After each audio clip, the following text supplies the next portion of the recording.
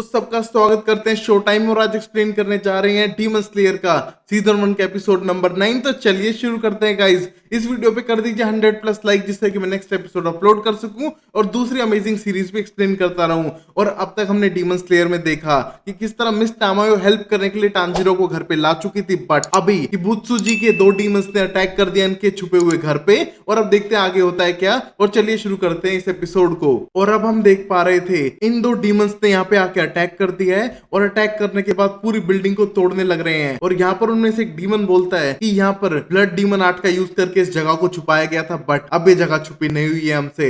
और यहाँ पर ये टमारी बोल्स को फेंक फेंक कर बिल्डिंग तोड़ने लग रहे थे। और योशी को सोचने लगता है कि ये टमारी बोल जो बच्चे के खेलने के काम आती है, इससे इन्हें तबाही मचाई है, तो क्या क्या कर सकते हैं और क्या किबुत्सुजी ने इसे यहाँ पर भेजा है। और यहाँ पर हम देखते हैं डीमन नंबर 1 शुशुमारू जो एक लड़की थी। हम देखते हैं यहाँ पर ये बच्चों जैसा बिहेव कर रही है और उसको इन सबको मारना एक खेल लग रहा है, बट दूसरा डीमन बहुत ज्यादा सीरियस है और उनको डायरेक्ट मारकर यहाँ से जाना चाहता है। हम देख पा रहे थे दोनों मिलके यहाँ पर टांजिरो को मारने के लिए आए हैं। और यहाँ पर टमारी बोल जो बहुत ही लाइट वेटेड होती है खेलने के लिए, उससे इन्हें पूरी बिल्डिंग का तहस नहस कर चुके हैं अब तक। और अब ये डीमन लड़की शिशोमारू बोल को ऐसे फेंकती है जिससे कि वो बिना डायरेक्शन के भी घूम पा रही थी और वो सीधा गर्दन तोड़ देती है योशिरो की। और ये देख के टांजिरो डरने लगता है और बोलता है, नेजुको उस लेडी को तुम बेसमेंट में लेके जाओ उसकी जान बचाने के लिए, यहाँ पर मैं संभालता हूँ। और आगे खड़ा हो जाता है उसे मारने के लिए। जहां पर हम देखते हैं शिशुमारू के लिए तो बिल्कुल खेल जैसा था क्योंकि वो एक डीमन स्लेयर से लड़ रही है, बट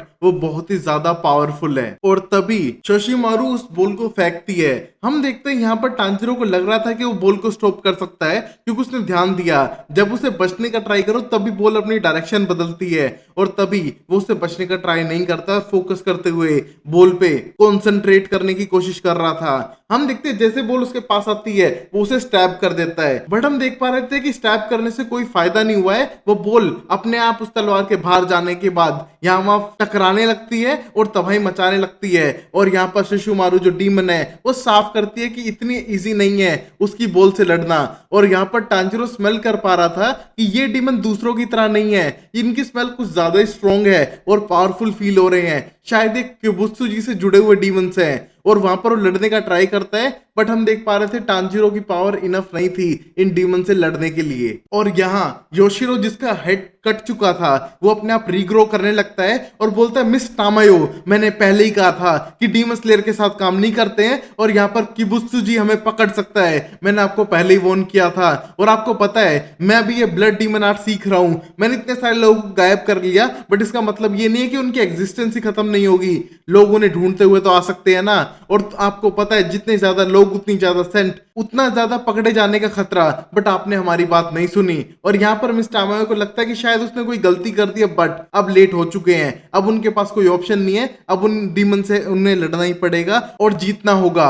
और यही टांजिरो समझ पाता है कि इन डीमन की स्मेल इसलिए उन्हें नहीं आई क्योंकि यहाँ पर योशिको ने पूरा स्पेल करके रखा हुआ था डीमंस की स्मेल छुपाने के लिए। और यहाँ पर हम देखते हैं लड़ने के ट्राई करता है टांजिरो उन बॉल से, बट वो कामयाब नहीं हो पा रहा था। और यहाँ ये डीमन शिशुमारू ढूंढ रही है उस लड़के को जो एक डीमन स्लेयर है और जिसने हानाफुडा वाले इयररिंग्स पहने हुए हैं। और ये सुनने के बाद समझ पा रहा था टांजिरो कि ये उसके पीछे आए हैं और सारी गलती उसकी है अगर कोई और मर गया उसकी वजह से तो।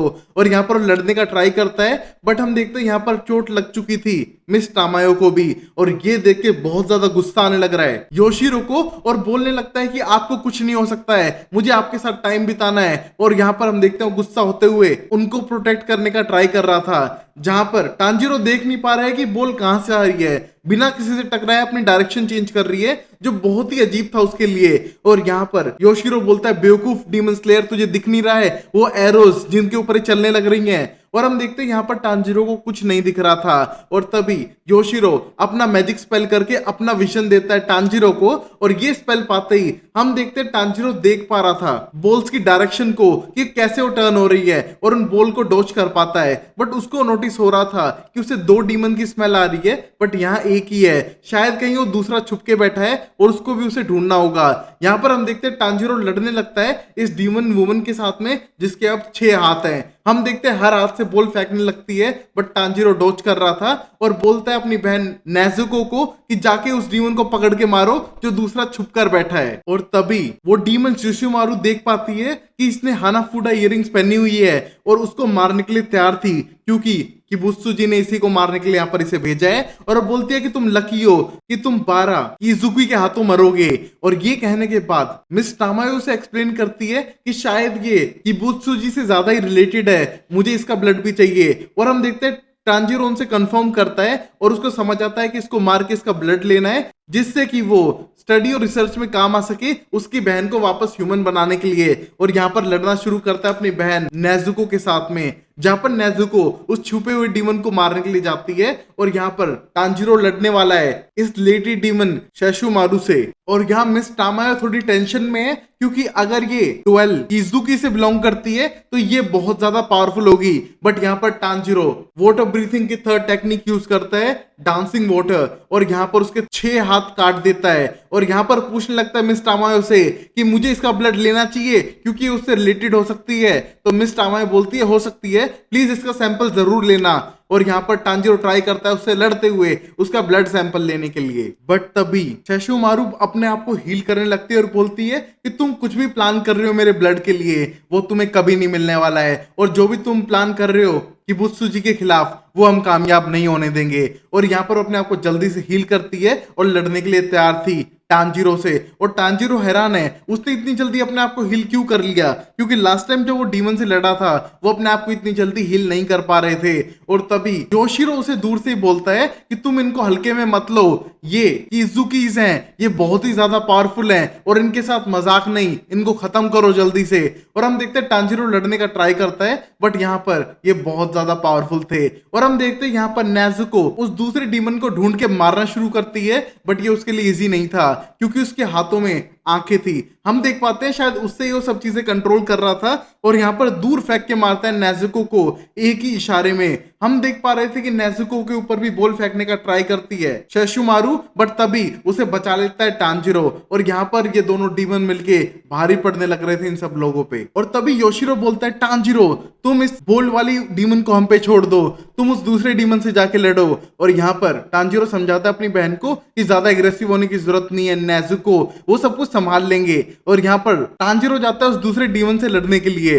हम देखते हैं यहाँ पर उसने एक स्ट्रिंग अटैच कर लिया था और सोचा था कि एक कट मार के ही इसको जान से मार दूंगा और जल्दी से ब्लड कलेक्ट हो जाएगा। बट हम देखते हैं डीमन इतनी आसानी से मरने वाले नहीं थे, उसने उस स्ट्रिंग को तोड़ दिया था जो अब तक पहले टांजिरो के साथ हुआ नहीं था। और हम देख पा रहे थे कि एक एरो जो मैजिकल है उसने कंट्रोल कर लिया टांजिरो को और पटक पटक के मारी दीवार में, हवा में, हर जगह। और यहाँ पर ये डीमन कंट्रोल करने लग रहा है सारे एक्शंस को जो भी टांजिरो करने लग रहा था और उसे हवा में जाके छोड़ देती है। हम देखते हैं यहाँ पर अपनी वाटर वेव की हेल्प से वो नीचे तो उतर चुका था, बट घबराया हुआ था कि उसको इतना ज्यादा पेन हुआ है चोट लगने से, और ऊपर से डीमन बहुत ज्यादा स्ट्रॉन्ग है। हम देख पा रहे थे जो दूसरी बॉल वाली डीमन थी उस पर अटैक करने लगती है नेजुको, और नेजुको पटकने का ट्राई कर रही थी बार बार। और यहाँ पर योशिरो भी लड़ने के लिए आ चुका है, अपने डार्क मैजिक को यूज करते हुए वो गायब होकर मारने लगता है इस डीमन को और ब्लेम करता है कि तुम्हारी वजह से मिस टामायो को प्रॉब्लम हुई है और तुम पिटोगे मेरे हाथों से।